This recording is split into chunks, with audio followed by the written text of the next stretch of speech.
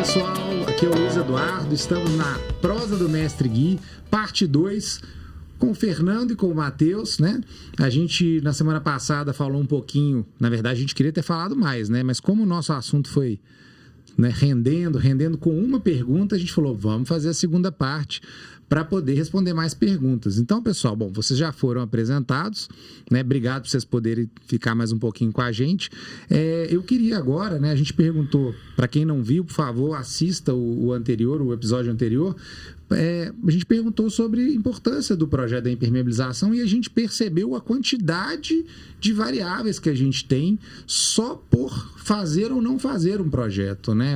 Quais são as manifestações que isso pode ocasionar, né? Os prejuízos para as consultoras. Falamos sobre aprender na dor, né? As consultoras muitas vezes acabam indo pela dor e não pelo amor, né? Ou pelo o amor aí, no caso, pelo boa engenharia, vamos pôr assim.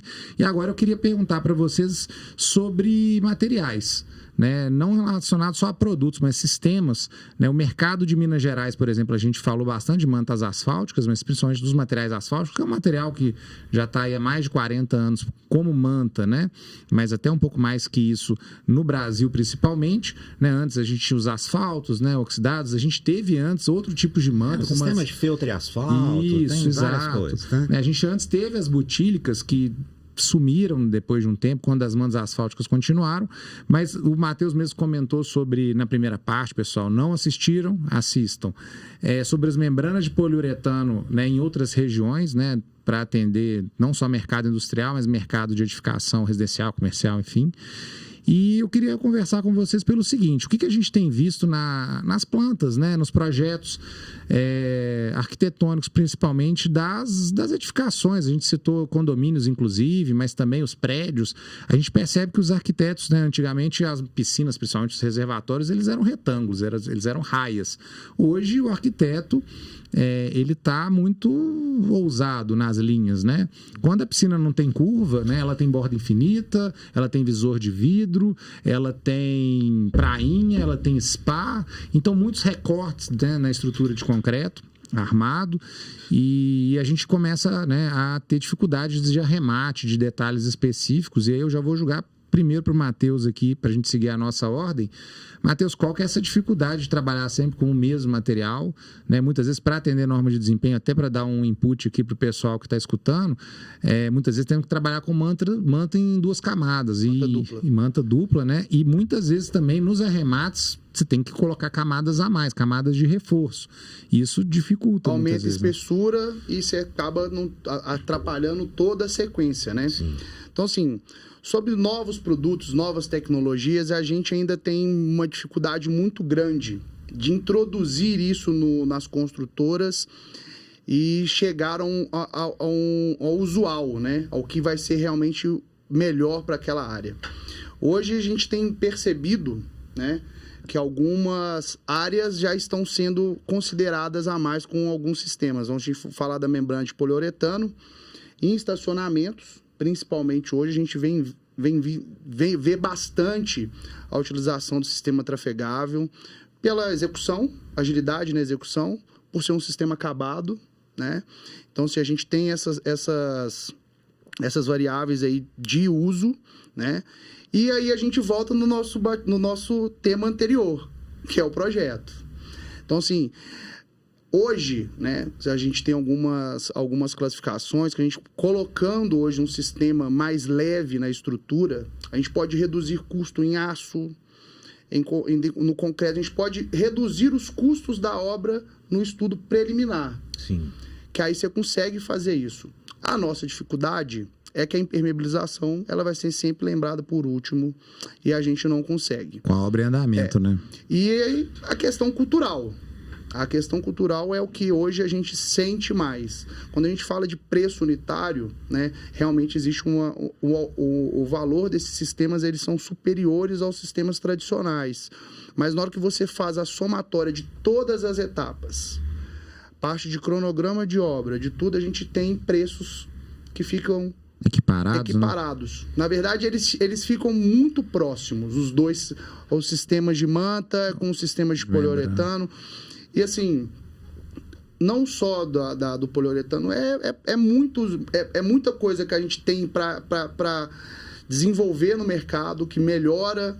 Hoje a gente fala que hoje a nossa luta, né, como empresa de aplicação, é o tempo, né? É o cronograma que você falou, são as dores que a gente sente, que é chegar dentro da obra, tem que entregar para amanhã, tá tudo atrasado, as áreas não estão liberadas, então a gente tem sistemas para áreas frias, que é um sistema de pintura que pode ser com o tempo menor de execução, eu já libero, já é um sistema que você já pode fazer o revestimento logo depois. Você adotou isso quando o cliente te permite, né? Eu já adoto. Reparei. Você prefere pintura e membrana acrílica, né? Membrana acrílica. Hoje a gente trabalha... Eu já reparei. A gente, hoje, nas áreas frias, quando a gente tem a possibilidade de fazer essa sugestão junto ao cliente ou junto ao projetista, que é igual eu falo, assim, não existe uma guerra entre a execução e o projeto.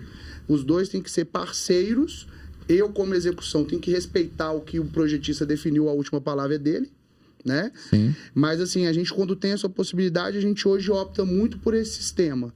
Então assim, as membranas de poliuretano, a gente executou alguns projetos importantes, tanto por problema de cota, altura, que é o que acontece sempre, que é o que acontece muito. Então a gente precisa de um sistema que é acabado, que você não tem mais nível de cota para poder fazer execução.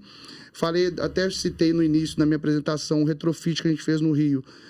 Era o terceiro retrofit, então não tinha mais carga para poder colocar sobre a laje. A laje, duro, se tivesse que fazer um sistema convencional, manta, proteção contra piso, para receber os equipamentos, ia ter que fazer reforço com fibra de carbono. Aí fica caro. Aí eles optaram mesmo com o preço vai com poliuretano, né? Mas assim... São essas vantagens, né? E a gente, o nosso mercado, Belo Horizonte, mercado mineiro, Belo Horizonte, ela vai se tornando agora uma cidade velha, né? Uma cidade mais antiga. Concordo. Então, as empresas que vão ter muito retrofit, vai ter muita recuperação, que são obras que já apresentam patologia, que a gente vai ter que apresentar soluções que sejam viáveis para aquelas recuperações, né? Matheus, sem querer te interromper, teve uma outra convidada em outro episódio, a Priscila, que ela disse uma coisa espetacular. Ela falou o seguinte,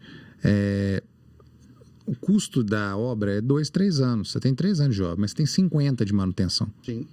Entende? E é o que está acontecendo com a nossa cidade agora. Então, ela vai ter que ter um movimento diferente, porque hoje as empresas, não só de impermeabilização, mas de fachada, elas ainda são muito voltadas para as obras novas, né? E isso vai ter que ter uma virada, né, de profissionalização para as obras de não só o retrofit, que é o completo, mas de manutenção, porque não são empresas profissionalizadas, né? Tá todo mundo ainda buscando a obra nova, né? Isso é um ponto de atenção que eu acho que vale. Pelo que você comentou. Essa questão dos produtos, aí eu vou te falar como projetista. Não por ser mineiro. O mineiro, ele é um pouco desconfiado, mais do que os outros. Tradicional. Tanto é que eles brincam que para lançar um produto tem que lançar o mercado, tem que lançar aqui para lançar no Brasil. Mas você tem que ver que a escola de engenharia mineira, ela é exemplar, e aqui eu não estou puxando sardinha. Mas eu concordo. Pro meu lado, claro. Até porque eu sou português. Então eu estou puxando sardinha para o mineiro, não. Eu sou filho de português, né? E a engenharia, ela me preocupa muito na qualidade. Então, eu, como projetista, não posso usar a obra do meu cliente como um rato branco de laboratório para experimentalismo. Então, essa é uma primeira questão. Então, isso me faz um pouco tradicional. Perfeito. Né? Eu não posso testar na obra do meu cliente se a solução... Então, eu preciso de histórico.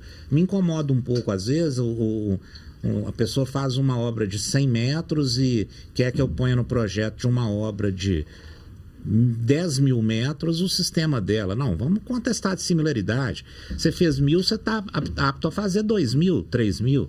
Você fez 3.000, você está apto a fazer 10.000. Mas você fez 100, quer fazer 10.000? Né? Essa é uma primeira questão. Segundo é o tempo que os produtos demandam para se apresentarem como uma boa solução. Serem validados mesmo pelo mercado. Terceiro, é o mercado. O mercado é enganoso, né? Uma vez eu perguntei para um grande fabricante por que ele vendia manta líquida.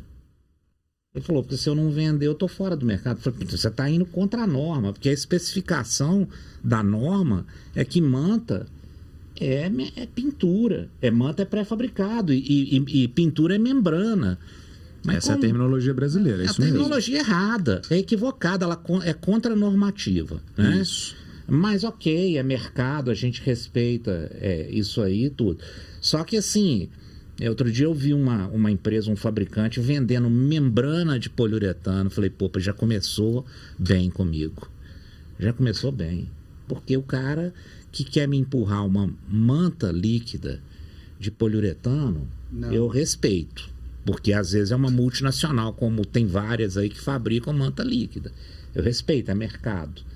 Mas aí entra o meu lado legalista. Falha de informação. Né? Então, dentro desse contexto, não que eu seja tradicionalista, a gente procura nos nossos projetos adequar. Você falou questão de cota. Isso é comum demais. Então, ali é membrana de poliuretano, ponto final. Não tem outra solução. É aquela solução ali. Aí nós fizemos um projeto imenso com membrana de poliuretano, o cliente achou uma maravilha, falou, opa, bom demais, não tive que fazer proteção mecânica, pô, acabamento, vou fazer na minha outra loja. Eu falei, não, bicho, lá é diferente. Lá não vai funcionar bem por isso. Não, vou fazer, fez e deu errado. Problema. Fez e deu problema. Uma coisa que é importante, aí eu vou contribuir da seguinte maneira. Duas coisas que você falou que eu quero complementar.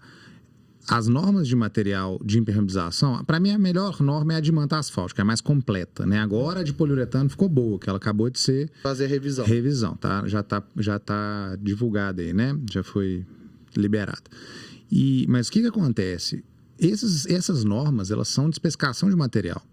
Elas não falam sobre qual sistema construtivo você está utilizando. Claro, é isso. Isso é o ponto. É exatamente. Eu queria dar esse gancho porque esse é o ponto. É porque uma era laje concreto armado, a outra era um steel frame. Não, acabou. Não tem nem que discutir. Não tem que discutir. Aí, como era uma multinacional, o cara veio dos Estados Unidos para discutir comigo, porque eu falei que não ia funcionar. Não vai funcionar. Usou. Não funcionou. Mas o construtor falando, por que funcionou numa, não funcionou no outro? Características diferentes. São características diferentes. Isso gera um desgaste. É a mesma coisa se você pegar uma área toda recortada, cheia de escada, cheia disso e daquilo, e colocar manta. Pô, se o defeito da impermeabilização de manta está na emenda ou no arremate, e aquela situação tem mais emenda e arremate do que o contrário, ali é para membrana. Ponto final. Não tem que discutir, só que a adequação do projeto ao sistema. E aí, só para complementar, fica à vontade. Sistema de impermeabilização, para mim, é estrutura portante. Perfeito. Camada de regularização, se inevitável, porque eu sempre sugiro nos meus projetos, se você puder não utilizar regularização, é uma camada a menos para movimentar diferente. É o sanduíche, é uma fatia a menos. É uma fatia a menos no sanduíche. É isso aí, pensando em rebaixamento do concreto. Não, por exemplo, uma piscina. Ah, perfeito. Né? Tá, não. Você pode utilizar a própria piscina, a estrutura portante, como base, ótimo. Né? Ótimo. Então, para mim, é estrutura portante, camada de regularização, impermeabilização, camadas protetoras sobreadjacentes, separação, proteção mecânica, e acabamento. Para mim, esse é o sistema de impermeabilização. Perfeito. Porque o que eu estou vendendo o produto final, é estanqueidade. Isso. E se você pisar na bola em qualquer uma dessas etapas, acabou. É isso. Você já entrou. Vocês repararam a hora que nós entramos aqui que não tem nenhum vazamento aqui? Não tem. Mas ninguém repara isso. Não. Você não entra debaixo de uma laje e fala, não tem nenhum vazamento. No caso, você só olha quando tem. Então, 100% dos problemas você percebe, 100% dos não problemas você se acostuma com aquilo e não olha.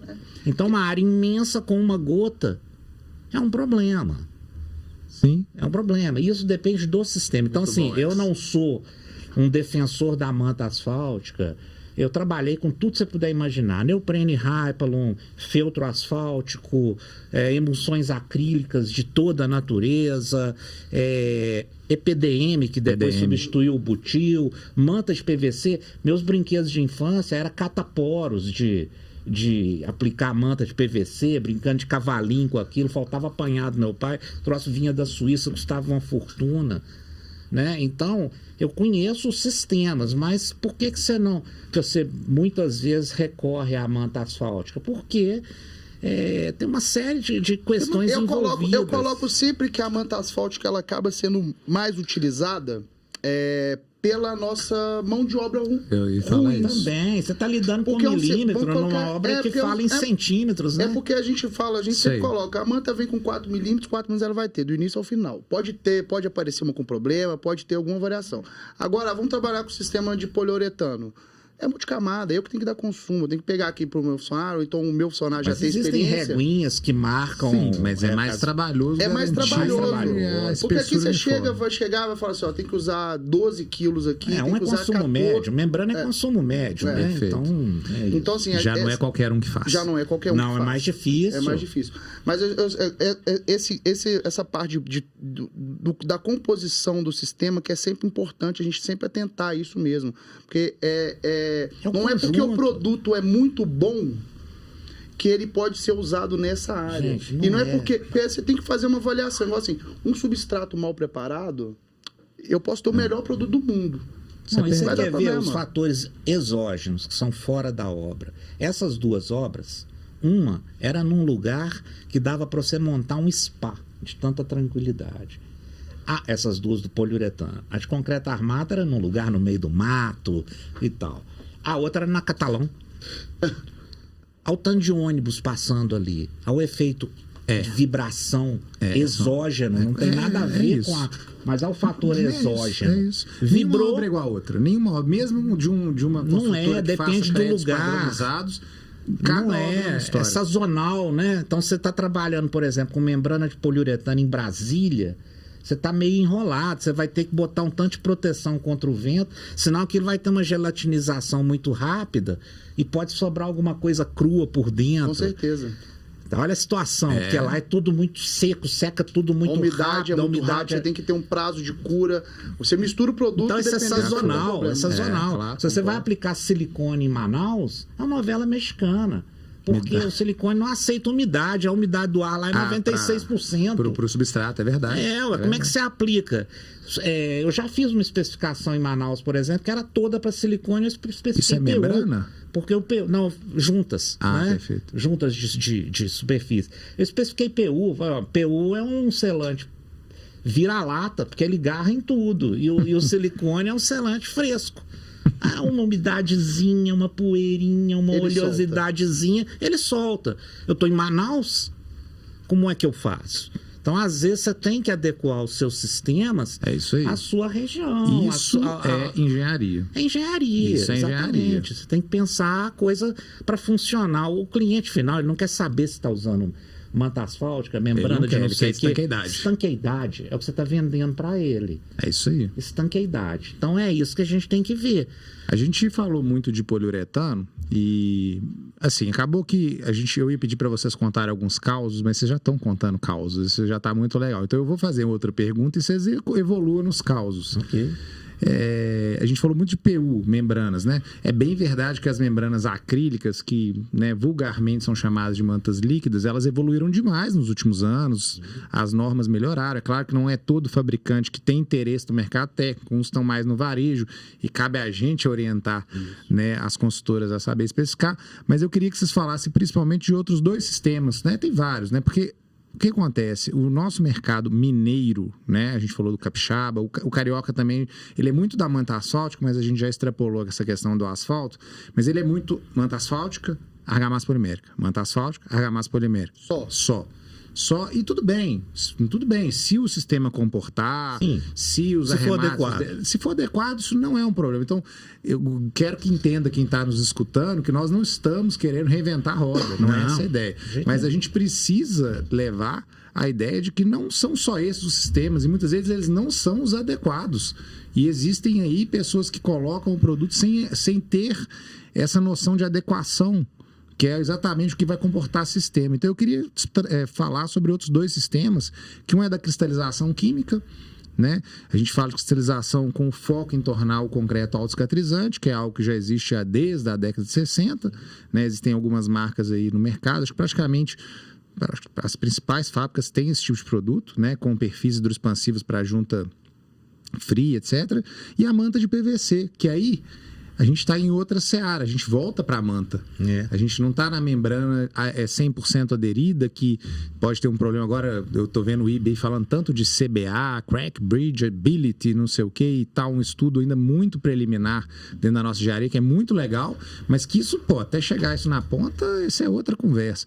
E as mantas de PVC, elas evoluíram, né? Há anos atrás, igual você citou, elas ainda tinham problemas ainda de toxicidade. Hoje elas, né, superaram esse problema, e também a questão do carcinoma, que ela também hoje não é mais um problema. Cancerígeno não é mais, ela né? não tem mais na queima dela, quando ela não você tem soprava, sopra. Exatamente. Isso, eles conseguiram essa modificação. Gente, a tecnologia, ela tem que ser ao nosso favor. Sim. Né? A favor do ser humano. Esse é o grande ponto.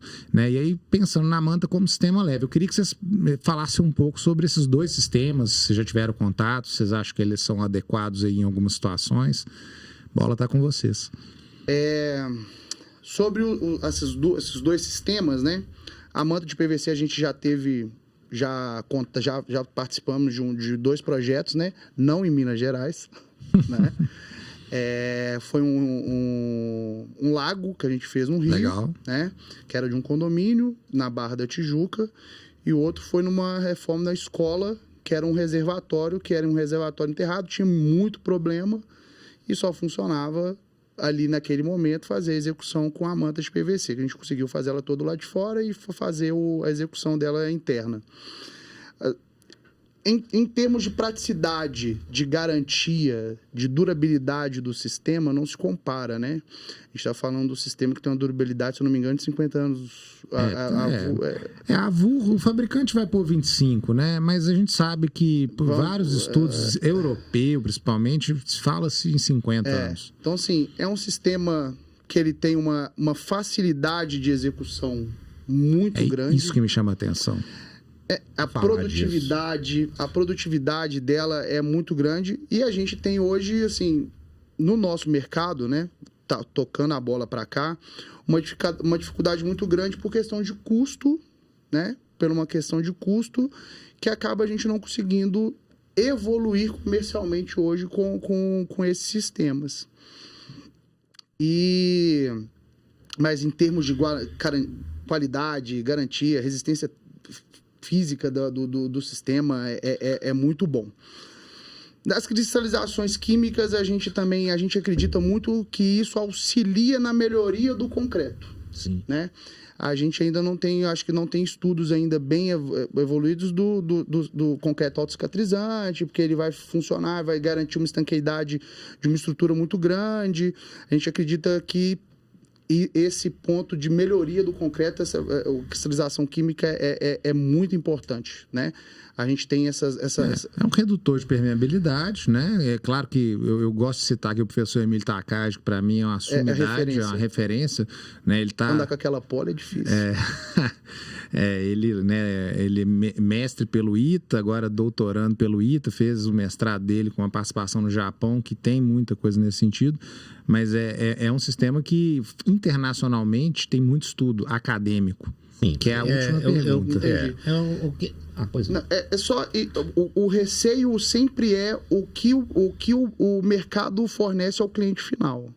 Que a gente teve muito problema também de várias empresas fornecendo produtos similares, né? Sim. Como solução definitiva e vendendo como se fosse a solução para impermeabilização, que após a execução de algum produto não teria mais a necessidade de utilizar a asfáltica. Então, só pegando um gancho no que você falou aí, o problema da cristalização ou dos autocicatrizantes ou da estrutura portante impermeável. Vamos falar assim, por alguma razão química ou executiva, uma estrutura portante impermeável. Eu volto ao exemplo de que uma gota é um problema. Qual que é o que eu vejo? Se você não tem absoluta certeza de que aquilo vai funcionar no longo prazo, uma estrutura portante impermeável, seja por qualquer caminho, você falou um problema aí, você está com uma estrutura como alguma impermeabilidade. Tá perfeito, tá ótimo, é o que você está querendo. Se fissurar, se romper, se a autocicatrização não funcionar, você precisar aderir alguma coisa em cima, Não pega. não pega. Acabou. A partir do momento de uma estrutura dessa não ter funcionado para o objetivo de estanqueidade, começa que tudo que você for usar lá em cima vai ter que ser flutuante. Ou você vai ter que gerar uma camada de regularização que às vezes você não tem cota. Você tem, aí você tem Tem curso que você tem que estar com fresa para retirar. É um pepino, entendeu? Então, assim, eu acho que tem que evoluir mais os estudos, sim.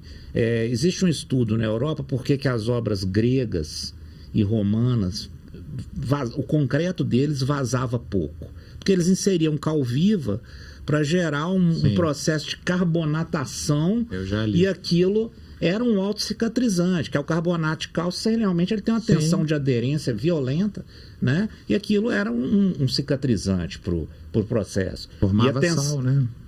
Então sal. assim, esse tipo de deixa assim é que faz a pessoa evoluir com o material. Eu só acho problemático o experimentalismo com a obra do cliente. Então essa é uma grande dificuldade. Não que a temos gente normas tem. brasileiras até para especificar isso. Agora vamos falar de manta de PVC. Eu trabalhei demais com manta de PVC. É legal. Mas muita, em larga escala, né? Na ocasião só tinha um fabricante, depois tiveram mais 2, né? Ficaram 3 fabricantes. Você demandava os sopradores térmicos, tinha problema de insalubridade, tinha os cataporos para identificar, enfim. O processo, ele teoricamente é muito bonito. É muito bonito, porque ele não trabalha com o que os outros sistemas aderidos trabalham, que são as tensões axiais. Ele não combate tensão axial, ele trabalha com carga de deformação. Tudo que trincar ali por baixo está solto dele. Então, exatamente. É maravilhoso. Do ponto de vista teórico, eu provo para qualquer um por A mais B mais C que a melhor impermeabilização é a que estiver flutuando.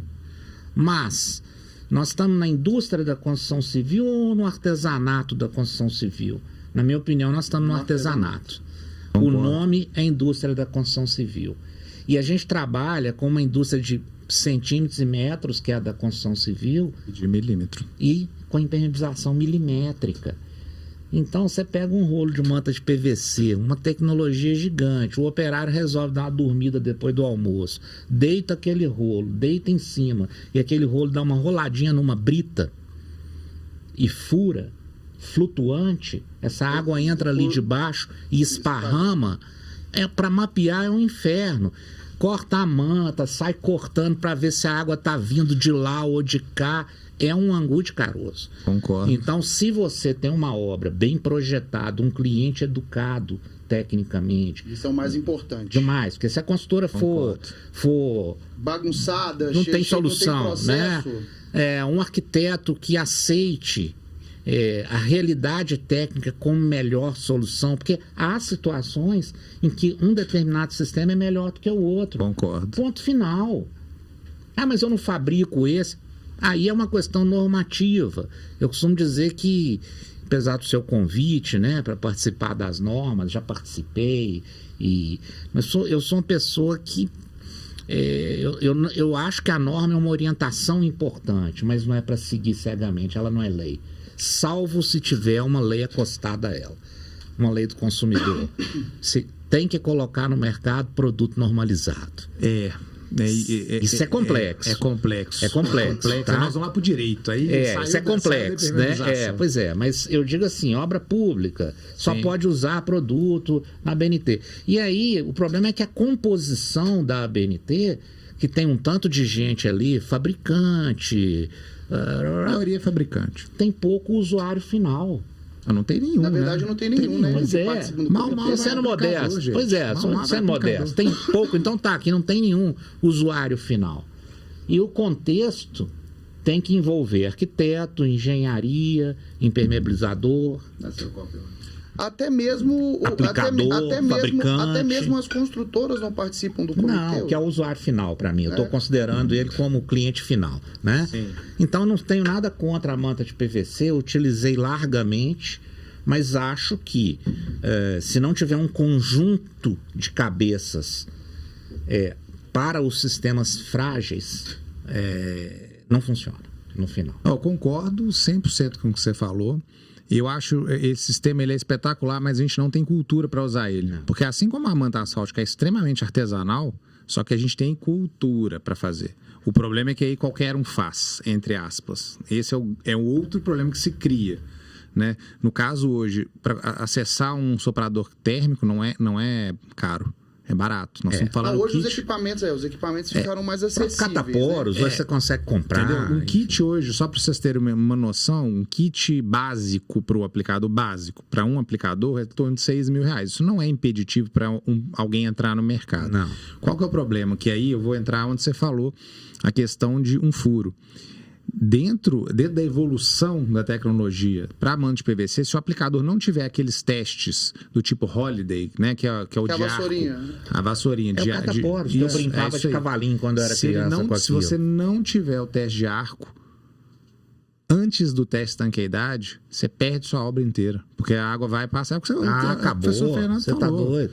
Você tá doido. Não, gostei demais, gente. Gostaria eu de falar até às 7 horas da noite. Né? Mas não dá, né? A gente tem que parar por aqui. Queria passar para o próximo momento. Acho que vocês contribuíram bastante, tanto na primeira parte quanto na segunda parte. Para quem escuta, que não é uma coisa simples, não é só gostar do produto, né? É ter bom senso. Aliás, claro. Né? Se todo mundo tivesse bom senso, não precisava nem de lei, né, gente? Não, é olhar o resultado final da estanqueidade. O meu foco está sempre na estanqueidade. É isso aí. Que é o importante, é o que a gente a gente vende. A gente vende isso. É isso aí.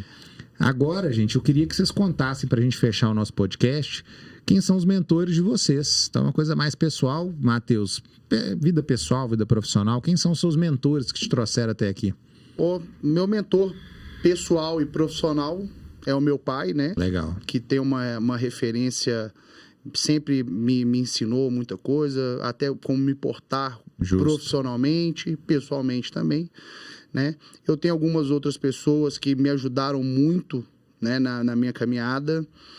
Um é um engenheiro que é o Dr. Tarcísio, que no início, eu sempre falo isso com ele e o doutor Henrique, que eram da consultora líder e depois seguiram outros caminhos, sempre me deram boas orientações de como me portar, os métodos que a gente tem hoje, dos relatórios que a gente tem hoje de acompanhamento. A gente tem uns relatórios de acompanhamento de obra, que é um as-built durante de 15 em 15 dias o cliente vai recebendo, e isso é arquivado junto no final da obra. Você está gerando documento. Todo o processo fotográfico, método executivo, o que a gente fez, são essas pessoas, né?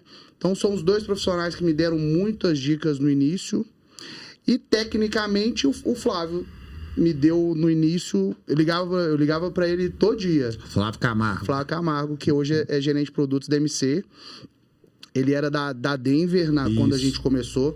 A Denver foi uma empresa que apoiou muito a gente bem no início. Eu fui para a fábrica, fiz que acompanhando o processo, me colocar lá com o pessoal de projeto para ver procedimento, fizeram muito projeto, aqueles projetos que eles faziam antigamente para a gente ler, então eu li bastante material deles.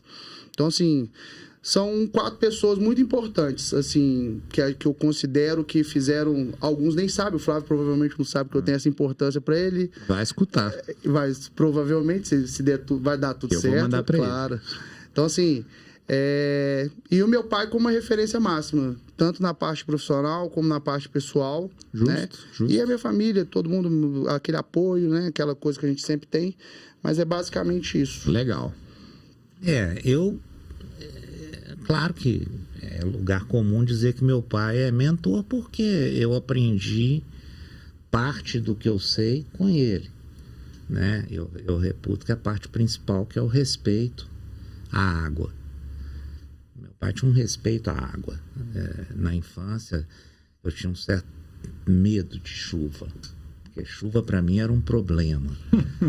Sinal de problema, né? Eu via meu pai nervoso. Então, quando eu era criança, aí quando eu meio que apavorava, ele falava, não, chuva não é o meu problema, chuva é o meu vendedor. Opa! Boa frase. Aí ele falava, não precisa ter medo da chuva. Chuva é meu vendedor. né? Vou usar isso com meu filho, viu? Desculpa te cortar, porque ele tem medo de chuva. Mas o meu medo era porque a chuva, eu percebia que gerava uma tensão interna na casa. Claro. Né? Pô, teu pai trabalhava com isso, né? Claro. Então, ele foi uma pessoa importante. Eu tive outros mentores que talvez nem saibam, como o Flávio Pique. Flávio Pique escreveu um livro importante da impermeabilização, que é a impermeabilização de coberturas. Depois eu pude trabalhar diretamente com ele na Encol, que ele fazia parte do grupo técnico. Ele era uma pessoa importante porque ele foi um engenheiro civil que não era egresso da impermeabilização e foi falar de impermeabilização. Então eu aprendi muito de engenharia com ele. Porque de impermeabilização, se eu não soubesse, só se eu fosse burro. Eu nasci dentro dela, mas de engenharia civil, papai, como engenheiro civil, ele só falava de água, de impermeabilização. Entendi. Então eu fui aprender a engenharia com o não impermeabilizador, vamos dizer assim, na Encol. Então tem várias pessoas, eu seria até leviano se citar nome, mas a grande maioria os clientes.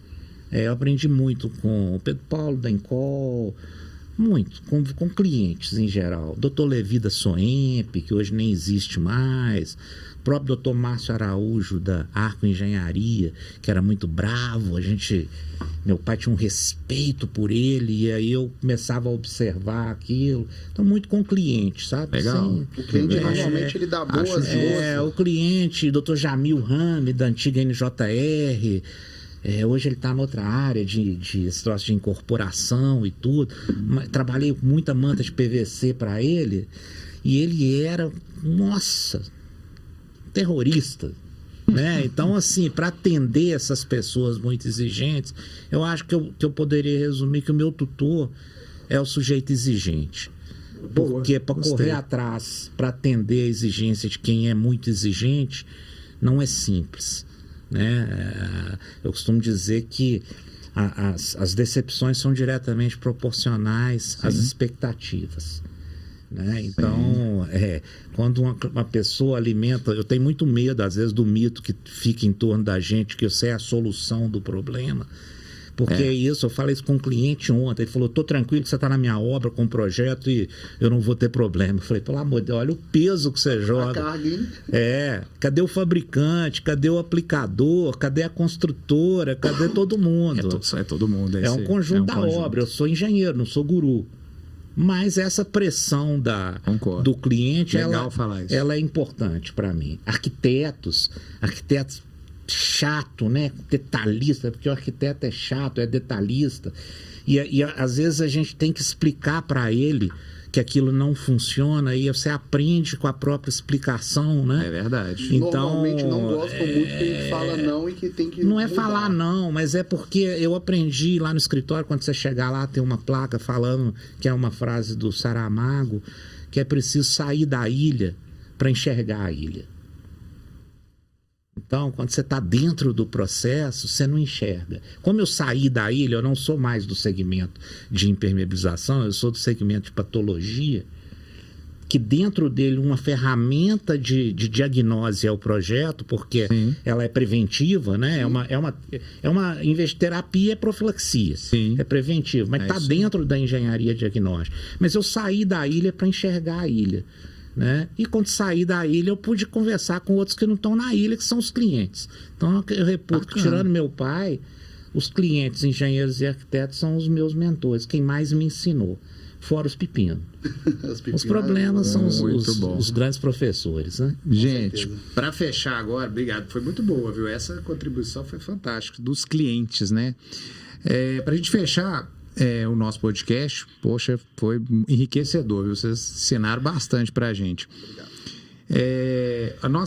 Dos nossos slogan, né, da Dalminas, que é a empresa que realiza a prosa do Mestre Gui, ou tagline, como a gente chama também, é tranquilidade que dura. Né? Então, a gente teve os nossos motivos para criar esse nome, né, essa frase, para acompanhar a nossa logomarca, e eu queria perguntar para cada um de vocês, começando pelo Matheus, o que passa pela sua cabeça, o que você sente quando você vê essa frase, tranquilidade que dura? 2 palavras, né? Vamos colocar qualidade e confiança. Qualidade e confiança. Você tendo qualidade, você vai ter uma tranquilidade melhor sobre os processos que você tem e a confiança no que você... com o cliente tem que... Eu falo que a nossa busca sempre é essa. É a gente ter a confiança dos nossos clientes, né? E com isso a gente aumenta a responsabilidade, né? E quando escuto isso, eu penso nessas duas palavras. Boa. Eu penso no tempo, no planejamento. E o projeto está dentro, né? Porque você está falando aí no tempo futuro. Então, quando você está fazendo alguma coisa aqui no tempo presente para durar no tempo futuro, na verdade você está falando de planejar, né? E se programar e pensar antes, né? Eu acho que falta muito pensar antes. Então, para isso que é o seu slogan funcionar, você tem que pensar antes, tem que projetar, planejar, legal, né? Se organizar. É isso que eu penso. Bacana. Gente, agradecer imensamente. Finalizamos a segunda parte. O tempo de vocês que vocês cederam, muito obrigado. Extremamente enriquecedor. Tenho certeza que quem escutou ou assistiu no Spotify ou no YouTube vai sair com outra cabeça. Me desculpar que eu falo muito, né? Eu tenho um cliente. Eu tenho um cliente meu que fala o seguinte: vai marcar reunião com o Fernando, é um construtor. Então, não pode ser na sexta-feira, porque ele fala muito sexta-feira. Mas enfim. Queria abrir o espaço para vocês também fazerem os agradecimentos de vocês para a gente encerrar. Primeiramente, agradecer você, Luiz, o doutor, o professor, que, assim, eu me sinto realizado, né? Não por estar aqui, né? Mas por ver a transformação que o nosso segmento passa, né? A gente vê essa valorização, que isso é enriquecedor. Outras pessoas vão ouvir, vão tentar entender melhor o que é impermeabilização, né? Porque a impermeabilização não é só colocar uma manta asfáltica e colocar uma argamassa polimérica. Vai precisar do Fernando para poder fazer um projeto, para poder fazer uma fiscalização, para ver detalhamento, né? Vai ter que contratar uma empresa que tem toda a parte legal dela para estar ativa, né? Com qualidade. Então, assim, eu fico feliz com isso e espero de verdade que outras pessoas também sigam esse caminho de buscar melhorar o que a gente trabalha, que é valorizar, é aumentar essa discussão sobre a impermeabilização. É uma etapa importantíssima dentro do setor, né? Na cadeia da engenharia, é uma que prejudica, faz que é um prédio, né? A gente teve vários casos um dos motivos. Nos últimos 2 anos, né? Piscinas rompendo, marquise caindo sobre pessoas, sem contar os prejuízos, né? O pessoal às vezes, não vou fazer, faz uma cobertura, passa 3 meses de uma obra pronta, tá com um problema que estourou mofo dentro do armário, que vai ter que sair de casa por causa de problemas assim. Então, assim, essa valorização é o que eu fico feliz de estar aqui vendo, né? Porque a gente está alcançando isso também. Obrigado, Luiz. Obrigado, Fernando. Obrigado você. Eu acho, o que eu acho de melhor nisso tudo aqui é poder contribuir de alguma maneira, né? Seja com um caos, seja com uma experiência, contribui, porque eu acho que ninguém é feliz sozinho. É isso aí, né? Ninguém é feliz sozinho. Eu não quero ser rico sozinho. Outra coisa mais chata que tem, você ter tempo sozinho, você ser feliz sozinho, e você ser um bom profissional sozinho. Isso é do professor, né? Hoje eu tenho muito, muito orgulho de ter diretores de empresas que foram meus alunos na faculdade, gente que defendeu o mestrado com livro meu, e que eu nem estava sabendo disso. O cara um dia me acha e fala: eu defendi o meu mestrado usando um livro seu e tal. E eu acho que aí é que está a grande importância. Então, essa sua atitude, muito além de uma questão que é mercado, de qualquer outros interesses que possam haver aqui, você, um aplicador, eu, um projetista, você tem todas o seu arcabouço de trabalho, mas a contribuição é com a informação. É isso aí. Porque ela volta pra gente, porque você ajuda o sujeito aqui, É isso aí. o sujeito ajuda o outro aqui, que ajuda o outro aqui, e na hora que você estiver precisando de uma ajuda, chegou a sua vez no processo. É isso aí. É isso que fecha o ciclo. Se todo mundo enxergar dessa Eu forma, acredito assim também. funciona muito bem. E esse tipo de ação como essa tem esse condão. Então eu me sinto muito feliz de participar e estou à disposição naquilo que eu puder contribuir. Vou querer mais uma, né? Nós vamos depois convidar de novo. Muito bom mesmo. Estamos juntos aí. Mais uma vez eu agradeço. Pessoal, espero que vocês tenham gostado, né? A gente terminou a segunda parte com o professor Fernando, com o Matheus. E na próxima semana traremos mais convidados para vocês. Fiquem atentos. Um abraço, até lá.